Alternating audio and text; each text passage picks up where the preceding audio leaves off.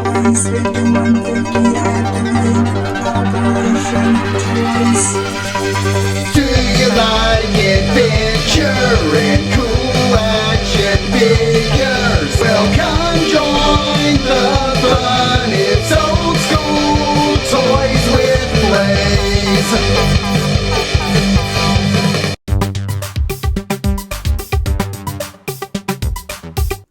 Flint comes packaged in your typical Super 7 mailer box. It has the G.I. Joe logo dead center with Flint's name under it. In the bottom right hand corner it has that it's for ages 14 and up, and in the bottom left hand corner it has the Super 7 logo. The back of the box features a choking hazard warning and indicates that it is not a toy, it's an adult collectible. You have the G.I. Joe logo, G.I. Joe copyright information, the contents, which it says is one figure and accessory, the Super 7 logo and website. It indicates that it's for ages 14 and up and has the Hasbro logo. The inner box is protected by a plastic baggie. The inner box is a bright metallic green. It's made to look like an old ammo canister that has some wear. You have the G.I. Joe, a real American hero logo in the middle, Flint's name at the bottom on the name tag, as well as his designation, which is Warrant Officer.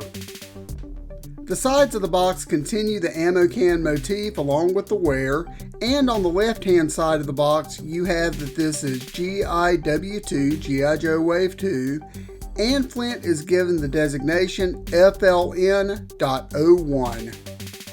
Remove the slip cover and you can see the G.I. Joe, a real American hero logo at the top, and you can see Flint and all of his accessories on an exploding backdrop. The back of the box features a bio of Flint on a giant computer screen. This is identical to his vintage file card. You also have some shots of Flint from the animated series on a computer screen. You also have a map of the world with a cobra symbol and some places they've apparently targeted. You have a G.I. Joe logo, a Super 7 logo, and a radar dish with some planes flying in. The top of the box features the Ultimates logo.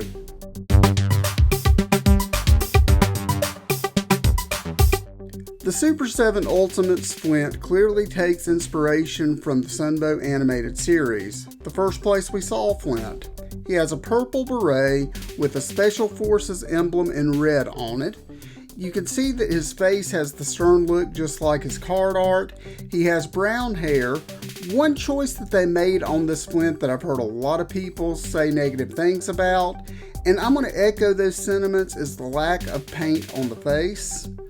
They didn't have any kind of a flesh tone paint, they just went with the plastic. And they didn't use a whole lot of paint on the eyebrows or the eyes, and it just kind of makes the facial expressions look weak. It doesn't help him to stand out at all. Even the painted chest when you move down to the torso doesn't match the facial plastic. That's really a negative impact to this figure more than anything else. The collar is elevated above the shirt, and you can see that he has the shotgun shells and the straps, just like Flint always has, and he has some insignia on either of his shoulders that's yellow outlined in red. You can see the buttons and pockets on his shirt, and you can see lots of seams and creases on the detail of the shirt.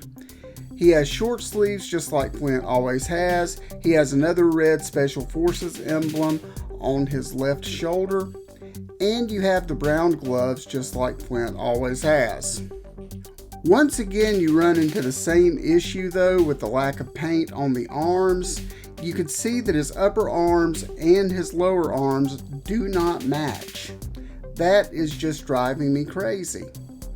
But nonetheless, let's move on to his belt, which is brown. It has a green holster on it, and he has gold buckles or yellow buckles, as is on this figure, on both the straps and on the belt.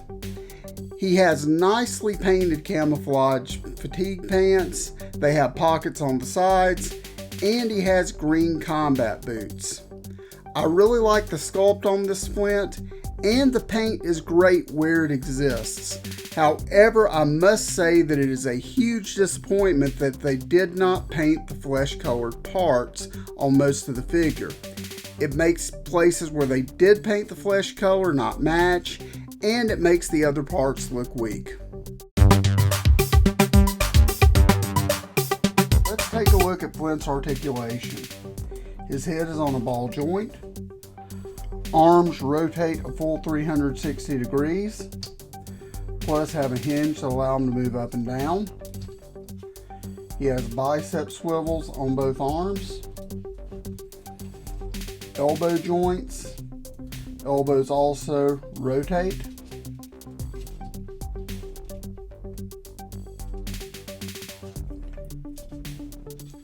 His wrists rotate, plus they're hinged to move up and down.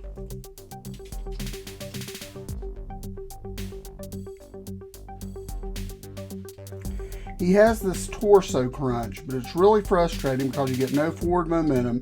You can see stress marks on the figure here, where if you try to move it forward, it messes the figure up. He does move backward a little, but not much.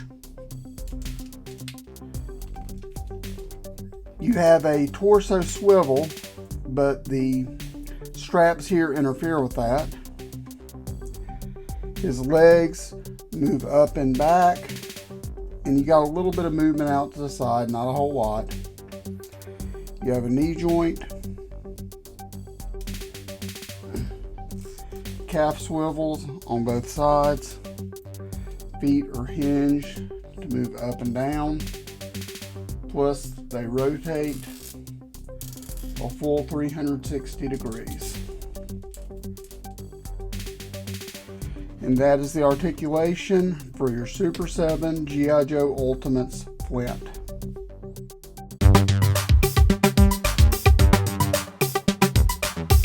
Now it's time for the best part of Super 7 Ultimates, the gear.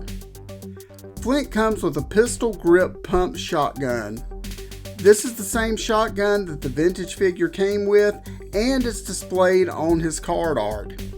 One problem, as you can see though, is the barrel is warped. I wouldn't use that weapon unless your insurance is paid up. The figure comes with a set of hands that can grip this weapon. He also comes with the standard Joe issue rifle, just like Snowjob did in the vintage line and was seen in many episodes of the cartoon series. Unfortunately, the tip of this rifle was also warped. He also comes with a silver laser pistol that can be stowed in the holster on his right side. He also comes with a backpack that is just like the backpack the vintage figure came with. This can be stowed on his back via the straps over his shoulders. He also has an alternate head sculpt that does not have a beret, but he does come with a beret that will fit on this head. He also has an alternate head sculpt that has a mic. This is reminiscent of the very first time we saw Flint in The Revenge of Cobra. He also comes with a walkie-talkie just like Snake Eyes and Duke before him. He also comes with a shovel.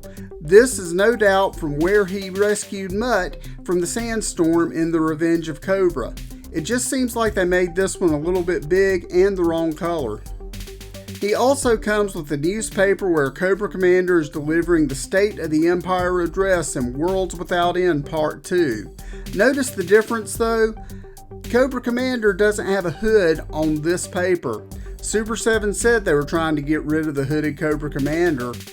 Gosh, that's just crazy to me. Come on, Hasbro.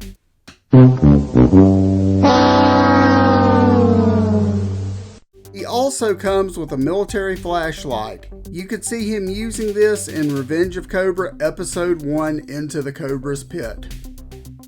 And of course, he has 6 different additional sets of hands to use all these accessories, and a pointing finger.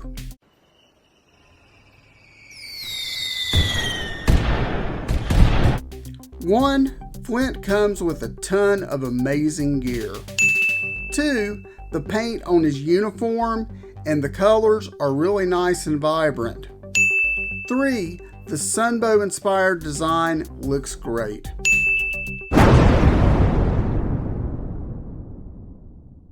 One, the lack of paint on the head make the facial details look weak, and it makes his face not match his chest, which is weird. Two, the torso joint is barely functional. It only bends backwards. That's crazy. Lastly, the shotgun and the rifle both came with bent barrels.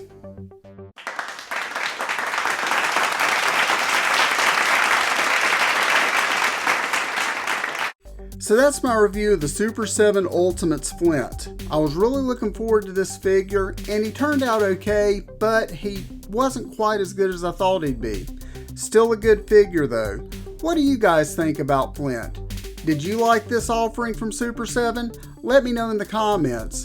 Also, if you like this video, hit the thumbs up and subscribe to my channel. Ring that notifications bell and you'll never miss another video from Old School Toys. Thanks so much, and yo Joe.